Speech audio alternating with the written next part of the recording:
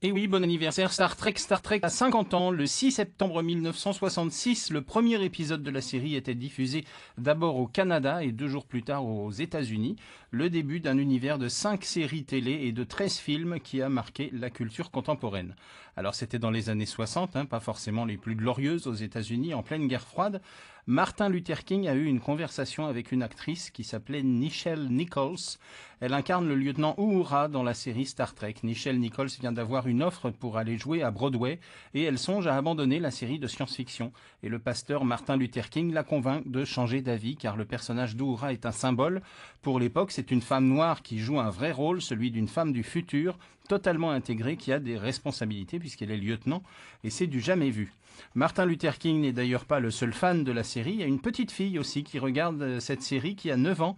Quand elle découvre Star Trek, elle court dans la maison en rameutant toute sa famille pour qu'elle voie ça. « Venez vite », dit-elle, « il y a une dame noire à la télévision et c'est pas une domestique ».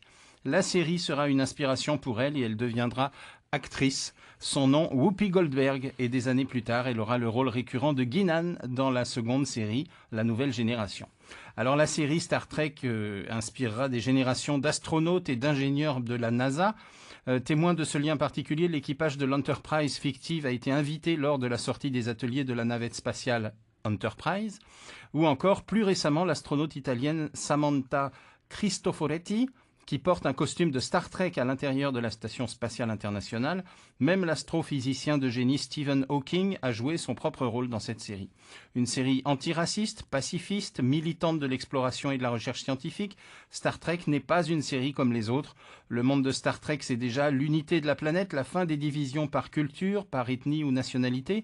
La série originale le symbolisait bien avec un poste de commande qui comprenait un Russe en pleine guerre froide, une femme noire, un demi-alien et même un ingénieur écossais.